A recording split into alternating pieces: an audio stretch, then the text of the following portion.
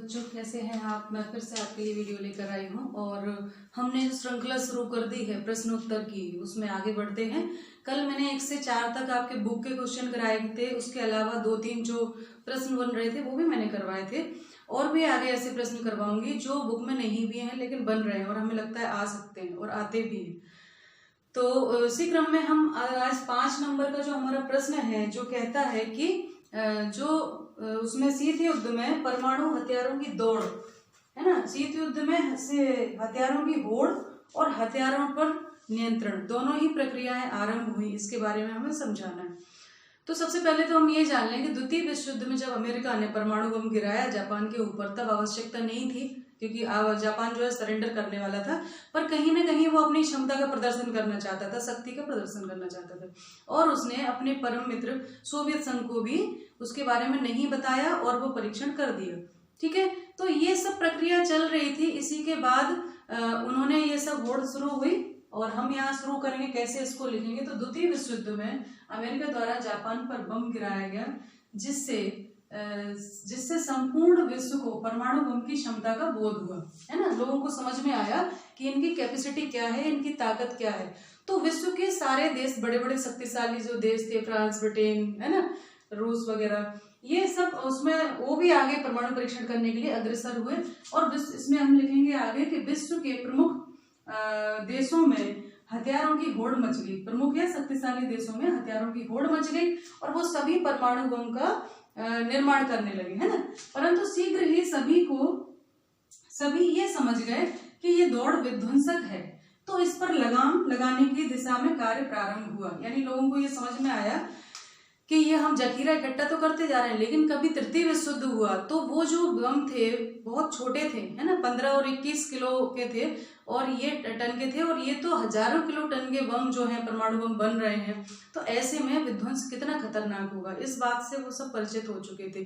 तो लगा कि अब पहली बात तो तृतीय विश्व युद्ध ही टाला गया। कई बार ऐसी स्थितियां पैदा हुई सोवियत संघ और अमेरिका के बीच में, लेकिन फिर भी समझदारी से दोनों ने, चाहे वो क्यूबा संकट हो, कोरिया संकट हो, जो भी, सभी पर बातचीत से अपना सुलझा लिया और ऐसा अभी तक नहीं हुआ है। ये सौभाग्य की बात है और हमारे विश्व की समझदारी की बात है, विश्व की शक्तियां जो हैं कि ऐसा हमें अब मानवता के लिए दोबारा विध्वंस की अभी तक तो बचे हुए हैं, है ना। लेकिन फिर भी लगा कि अगर कोई नादान व्यक्ति अगर ऐसा कर देता है, सपोज दैट किसी देश के सेना में कोई ऐसा संघी व्यक्ति अगर ऐसा कर देता है, तो उसका परिणाम कितना घातक होगा कि जो गिरा रहा है, जो इस पर गिरा रहे हैं वो तो नष्ट हो गई, जिसने गिराया है वो भी नहीं बचेगा। इतनी क्षमताएं हैं अब वर्तमान में, बहुत आधुनिक परमाणु हथियार संपन्न है। तो जब ये लगा तो फिर अब ये बात पैदा हुई कि भाई अब ये हथियारों की दौड़ खत्म करनी चाहिए, नहीं तो विश्व का विध्वंस ही हो जाएगा अगर किसी ने भी नादानी कर दी तो इसके सामने सबसे पहले जो संधियां हुई उनके बारे में हम कहें, ये तो परमाणु हथियारों की होड़ शुरू हुई, है ना, क्योंकि अमेरिका ने उसकी शुरुआत कर दी थी बम गिराकर। तो लोगों को ये समझ आ गया था कि ये तो बहुत शक्तिशाली चीज है और इस सभी के पास होना चाहिए, क्योंकि नहीं तो क्या होगा, अगर हमारे पास नहीं है और सामने वाला हमें डराता रहेगा कि हम तुम्हारे ऊपर परमाणु बम गिरा देंगे, परमाणु बम गिरा देंगे, है ना। तो यहाँ पर अब नियंत्रण की बात करें तो सर्वप्रथम जो संधि हुई थी वो थी हमारी संधि सीमित परमाणु परीक्षण संधि, LTPT। पहली है सीमित परमाणु परीक्षण संधि, है ना, परीक्षण संधि। तो ये जो है इसको LTPT कहते हैं, LTPT, है ना। ये LTPT क्या है, ये कहती है कि सीमित इससे वायुमंडल और आंतरिक अंतरिक्ष जो पानी के अंदर, इसमें वायुमंडल, बाहरी अंतरिक्ष और पानी के अंदर परमाणु परीक्षण पर प्रतिबंध लगाने वाली संधि है ये, है ना। यह बाहरी अंतरिक्ष है ना, वायुमंडल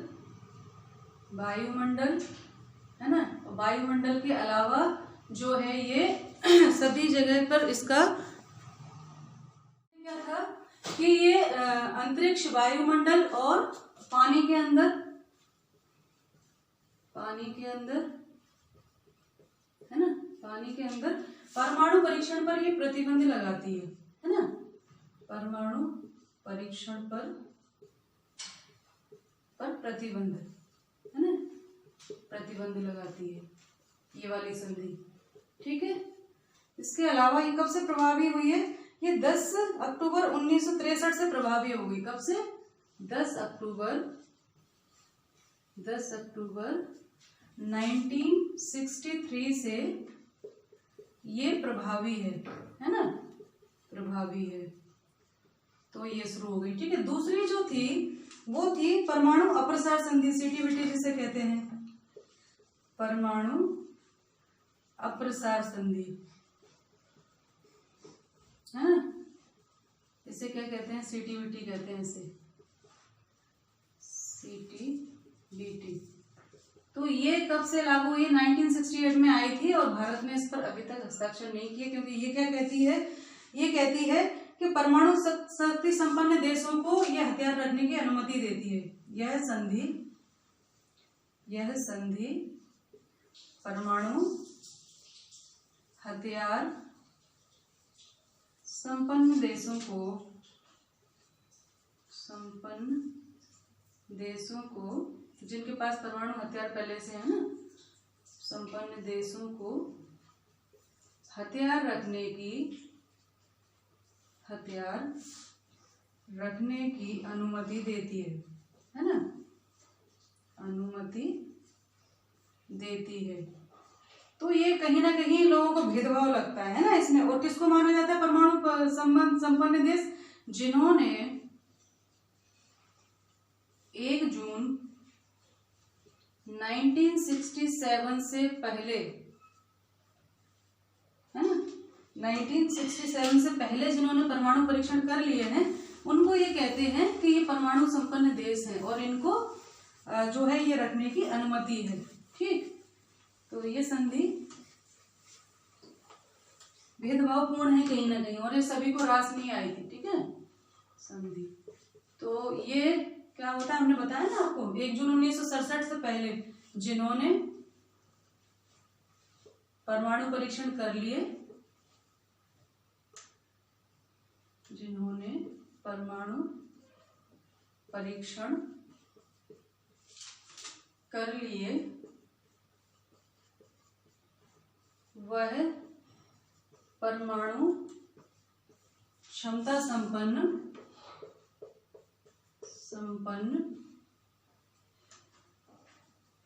है ना देश माने गए। ठीक है, देश माने गए। अब क्या था इसमें, एक कब से प्रभावी हुई है? कौन कौन से देश हैं जिनको ये परमाणु क्षमता संपन्न है, जो 1967 से पहले जिन्होंने कर लिए हैं? तो वो हैं देश हैं, कौन है? सबसे पहले अमेरिका, ठीक है, सोवियत संघ, वही बड़े बड़े जो हैं सारे, फ्रांस, ब्रिटेन,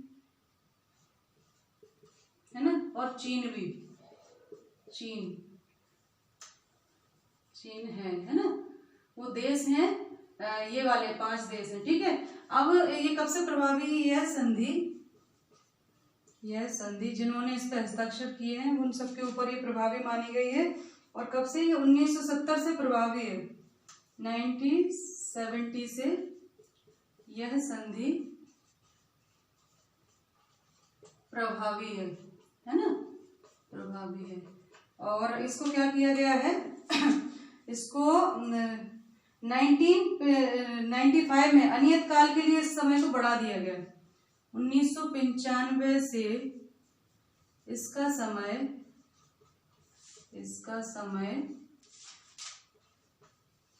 अनियत काल के लिए बढ़ा दिया गया, है ना, अनलिमिटेड कर दिया, समय बढ़ा दिया गया। तो ये दूसरी संधि थी। ठीक है, तीसरी जो है वो है सामरिक शस्त्र परीक्षण संधि। बहुत सारी संधियां हुई हैं। तो पहली एलटीबीटी थी, दूसरी सीटीबीटी है, और उसके अलावा भी बहुत सारी हुई हैं। तो तीसरी है सामरिक अस्त्र परिसीमन वार्ता, थर्ड सामरिक अस्त्र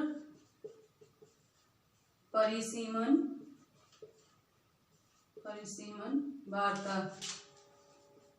है ना, वार्ता 1।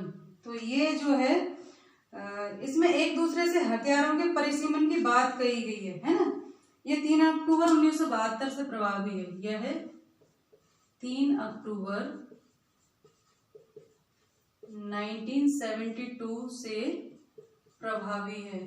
ठीक है, मैं लिख नहीं रही हूँ, बहुत बड़ा हो जाएगा, आप इसमें देख लें कि इसमें क्या क्या है। इसमें है कि देश जो है एक दूसरे के हथियारों का परिसीमन करेंगे। परिसीमन में नहीं, जांच कर सकते हैं, देख सकते हैं कि ये जो घोषणा कर रहे हैं इतने ही हथियार, इतनी क्षमता के हथियार इनके पास है।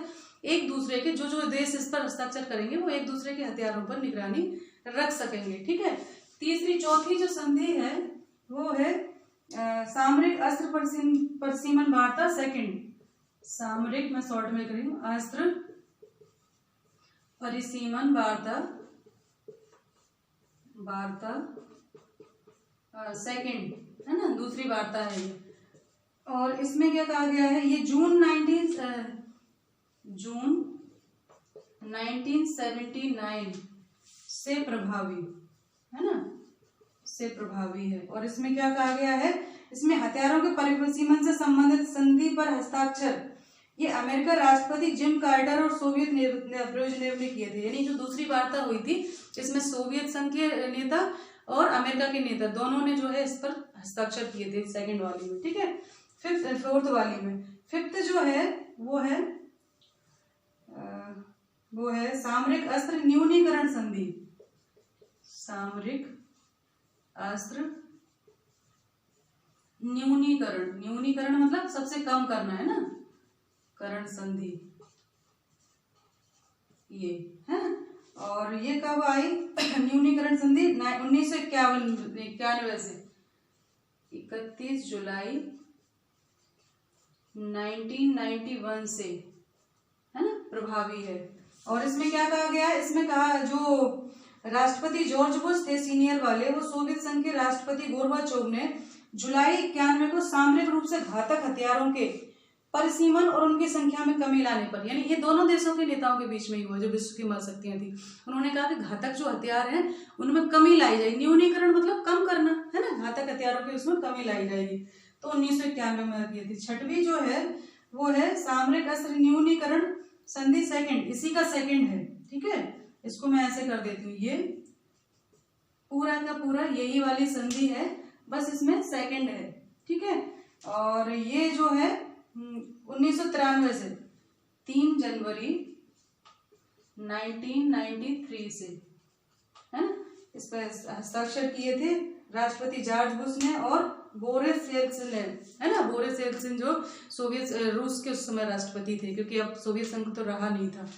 तो ये सारी संधियां की गई, यानी हथियारों की दौड़ बढ़ी। चूंकि दोनों ही सब विश्व की महाशक्तियां थी तो दोनों के ही राष्ट्रपति और नेता इन संधियों पर हस्ताक्षर करते रहे और इसमें से इन पर दबाव भी बनाया विश्व के अन्य देशों के ऊपर कि आप इस पर करें। तो इसीलिए कहा जाता है कि शीत युद्ध के समय हथियारों की होड़ शुरू हुई और उन पर नियंत्रण की प्रक्रिया भी शुरू हुई, क्योंकि वो आवश्यक था। उस समय शीत युद्ध का दौर था, चरम पर था ये सब, तो किसी की भी नादानी की वजह से पूरे विश्व को ये दंश झेलना पड़ता। इसीलिए तो ये सारी संधियां हम उसमें नियंत्रण में लिख देंगे। और स्टार्टिंग में जैसे कि मैंने बताया कि हम लिखेंगे कि जापान ने चूंकि वो गिराया था बम, परमाणु बम जापान के ऊपर अमेरिका ने 2य विश्व युद्ध में, तो उससे लोगों को ये उसकी शक्ति का प्रदर्शन का समझ में आया और परमाणु बम की शक्ति का भी अंदाजा लगा। तो आज की वीडियो में इतना ही करा पाऊंगी, नेक्स्ट में फिर लेकर आऊंगी, क्योंकि बड़े बड़े क्वेश्चन हम करवा रहे हैं तो एक वीडियो में एक ही क्वेश्चन कंप्लीट हो पाएगा। तो ध्यान रखिए, पढ़ाई करते रहिए, मैं आपके साथ हूँ। नमस्ते।